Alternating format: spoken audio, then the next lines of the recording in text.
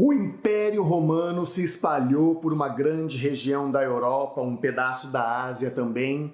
E aí, para onde os soldados romanos foram, eles levaram consigo a língua deles, que era o latim. Levando a língua deles para essas outras regiões, eles misturaram um pouco. Logicamente que o latim praticamente suprimiu todas as outras línguas, mas acabou que aconteceu uma mistura com as línguas locais, e essa mistura resultou nas línguas neolatinas. Quer dizer que se hoje eu estou falando português, é porque em um dado momento soldados romanos saíram de Roma e foram até a região que hoje é Portugal, levando com eles a língua que se transformou, e parte dessa língua que se transformou, né? Se a gente quiser dar uma ponderada. Então até aí tudo bem? Até aí tudo bem, né? Mas, e se eu perguntar para você de onde vem o latim? De onde vêm os povos que trouxeram a língua latina para aquela região? Ou de onde que aquelas pessoas tiraram o latim para misturar com a língua delas? É sobre isso que eu quero falar com vocês hoje. O meu nome é Guilherme Duran, eu sou linguista e sou também professor de português e de francês, língua estrangeira, e no vídeo de hoje eu vou contar para você como que esse furdúncio aconteceu.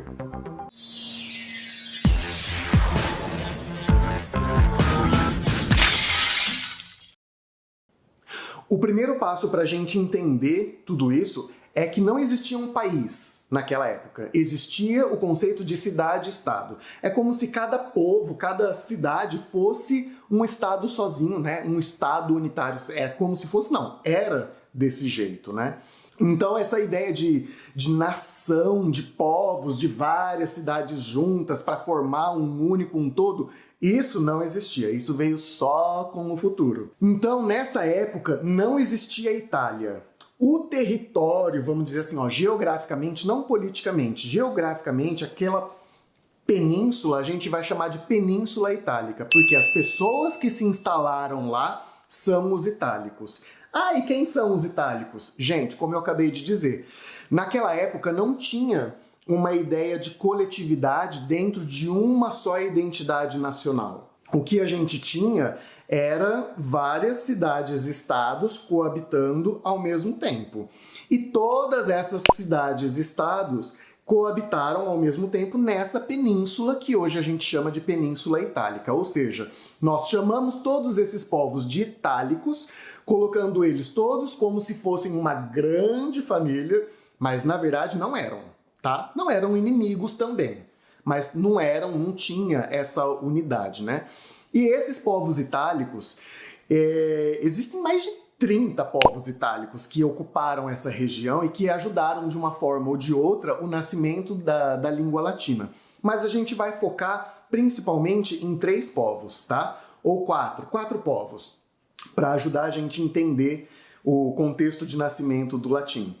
Os etruscos, os italiotas, que não são os itálicos, tá? Italiotas, e os gregos. E, finalmente, os latinos. Então a gente vai falar basicamente desses grupos que saíram da Península Balcânica e se instalaram na península vizinha, que é a Península Itálica. O ano exato é... Mentira, não sei o ano exato. Mas a época é a Idade do Bronze. 3.300 anos antes de Cristo, mais ou menos, esse grupo de pessoas que estava na Península Balcânica decide de migrar para ir para a Península Itálica. Esse grupo, primeiro grupo, são os etruscos. A curiosidade que eu tenho para falar sobre os etruscos é que a língua que eles falam não é de origem indo-europeia, é de origem outra. Mas o alfabeto que eles usam é o alfabeto latino. E isso aconteceu porque eles saíram de onde eles estavam, na Península Balcânica, foram para a Península Itálica e com o tempo sofreram influência de Roma e da língua latina e tudo mais. Mas nesse momento eles não escreviam nada. Eles apenas foram. Só vai lá, a gente vê o que faz. Um pouco mais tarde, por volta de 2000 a.C., ainda dentro da Idade do Bronze, teve essa outra onda de grande migração que foram dos povos italiotas. E eles moravam também na Península Balcânica. E aí eles migraram para essa parte da Itália, da Península Ibérica, e lá eles foram chamados de grecos. Eu não sei se esse termo tá certinho em português, porque eu não fiz essa pesquisa em português, né? Eu dando a carteirada de multilingüe. Mas nas fontes que eu encontrei é greco. Olha a proximidade com a palavra grego. Greco, grego. A curiosidade sobre a língua deles hoje, porque essa língua existe até hoje. Eles são, sim, uma língua de origem indo-europeia e eles são uma língua extremamente próxima do grego moderno. Mas eles não usam o alfabeto grego, eles usam o alfabeto latino. E você sabe por quê, né?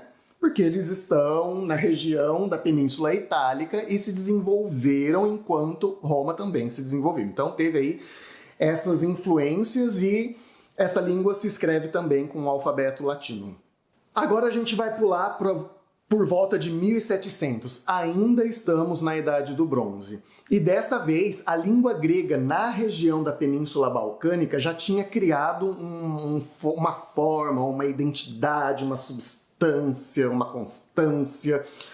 E quando eles foram lá para a Península Itálica, eles levaram a língua grega para lá.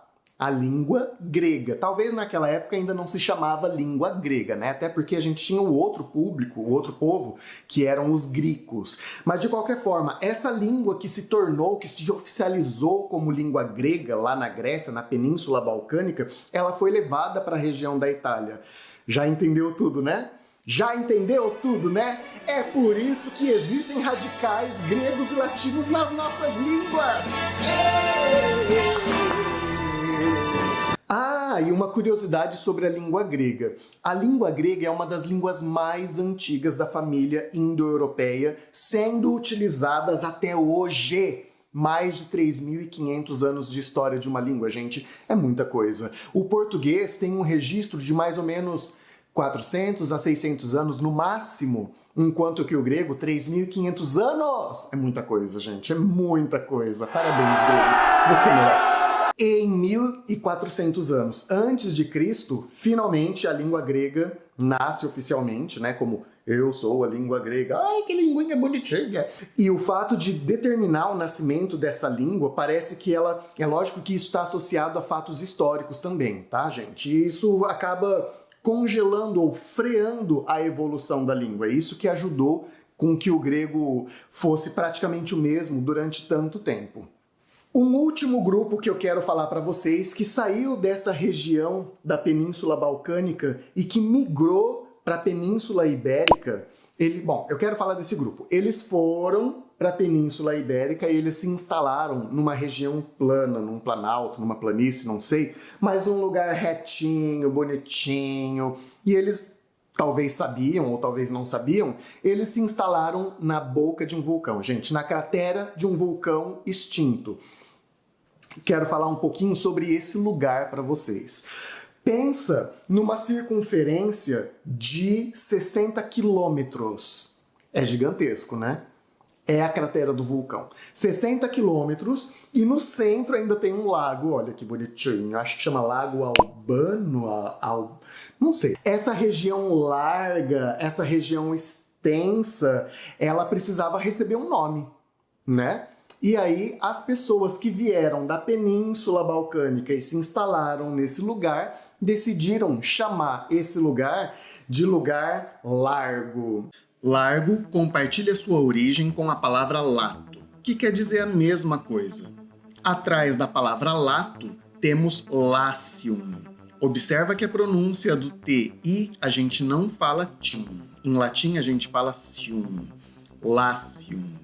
A língua falada no Latium é o latim.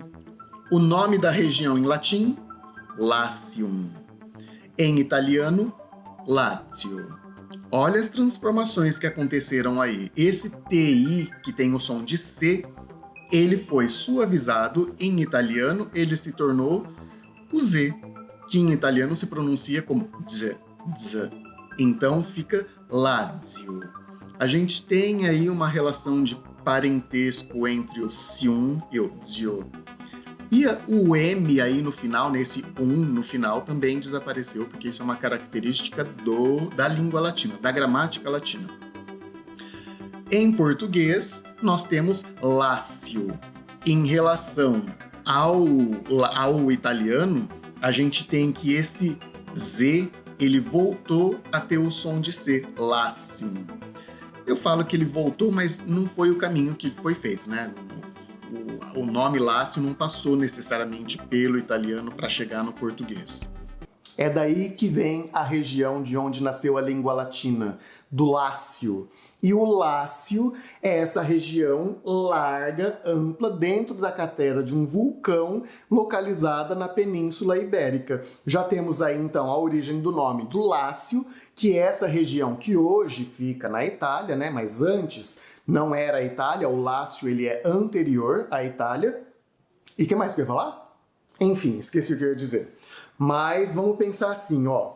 Até esse fim do segundo milênio antes de Cristo, esses povos se instalaram na Península Ibérica e a partir desse primeiro milênio antes de Cristo, lembra da contagem regressiva, esses povos eles começaram a ganhar em território, né? Inclusive esses últimos que vieram e se instalaram na região do Lácio. Eles começaram a se desenvolver e começaram a aglutinar as línguas e as culturas vizinhas, formando aí um povo um pouquinho maior. Então a gente já falou desse grupo dos latinos, que são de Lácio, mas nessa época eles ainda não eram chamados de latinos, tá, gente? Eles foram lá para essa região do Lácio. Nós falamos dos etruscos, nós falamos dos italiotas, e nós falamos dos gregos, e nós falamos... a gente falou de um monte de gente. Até que no século VII a.C., os etruscos decidiram que estava na hora de começar a ganhar mais território, né? Se o povo lá da cratera do vulcão estava englobando as outras culturas, eles falaram, vamos a gente também, vamos acabar com tudo. Porque a intenção deles não era aglutinar as outras culturas, né? Não era só engolir essas outras culturas, era destruir tudo mesmo, era guerra. E aí, esses povos de dentro da boca do vulcão, que estavam perdendo território para os etruscos, eles disseram, gente, assim não vai dar. A gente vai precisar fazer alguma coisa contra os etruscos. E eu sugiro que a gente faça uma aliança. E assim nasceu a Aliança Latina.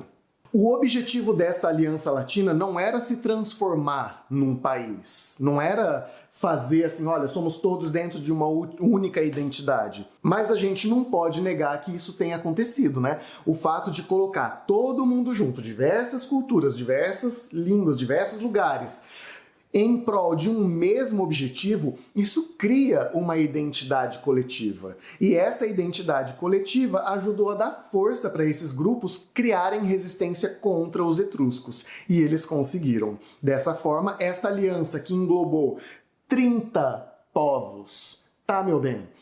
Que foi considerada como a Aliança Latina, foi o primeiro passo assim mais concreto na direção do desenvolvimento, da aparição e da dominação geral da língua latina. Todos esses povos aí, eles já eram então os latinos? Sim, eles começaram a se tornar latinos a partir daí, e eles são conhecidos como Pritilacino, Pritilacini, Pritilatini, Pristilatini. E depois disso, 300 anos se passaram e essa aliança constituída deu força para que todas essas cidades-estado na Península Ibérica pudessem resistir e viver em paz, né, apesar das investidas dos etruscos. Aí, quando tudo estava começando a ficar calminho, o que aconteceu? Roma, que era uma das cidades estado na Península Ibérica, dentro dessa aliança dos latinos, ela começou a querer crescer para cima das irmãzinhas, das 29 irmãzinhas que ela tinha ali na região. E ela conseguiu crescer? Conseguiu. Ela conseguiu. Que aí ela foi crescendo e aí a Aliança Latina falaram assim, gente, fudeu, porque agora o problema é de dentro para fora. Então, não tem mais aliança. Acabou, agora é cada um por si. E aí, Roma acabou englobando a região do Lácio e aí nasceu o germe, nasceu o brotinho que vai se tornar o Império Romano. Aí eles começaram a aumentar de território e foram aumentando e foram aumentando. E nesse momento a língua latina se estabilizou. Porque a língua latina ela foi ganhando em importância e se tornando a língua comum entre esses povos. A partir daí, gente, a gente tem uma discussão de políticas linguísticas que é gigantesca, é uma discussão que se arrasta até para os dias de hoje, que a gente tem problemas de língua que precisam de políticas linguísticas para continuar existindo. E existindo com saúde também, né? Mas enfim, já tô viajando aqui, já tô divagando. Eu acho que o mais importante da gente saber até aqui, para esse vídeo, é que a Península Balcânica era rica de povos. Esses povos saíram da Península Balcânica e se instalaram na Península Itálica. Chegando lá, eles se misturaram com os locais, porque não foram para brigar, eles foram realmente se instalar, eu acho, né? E fazer intercâmbio. E aí lá eles começaram a se desenvolver, e aí nesse desenvolvimento desses vários povos gregos, eles trouxeram parte da língua grega que se misturou com a língua local, e aí foi nascendo o latim, e aí... Ai, gente, era isso que eu tinha para falar no vídeo de hoje. Se você ficou confuso, bem-vindo. Venha para o próximo vídeo, talvez você fique um pouco mais confuso e a gente vai poder ser quase da mesma família. Se você assistiu esse vídeo até aqui, quer dizer que você tá gostando, né? Então dá um like, se inscreve no canal e vem aqui pro próximo vídeo na semana que vem. Vou ficando por aqui e até a próxima. Au revoir!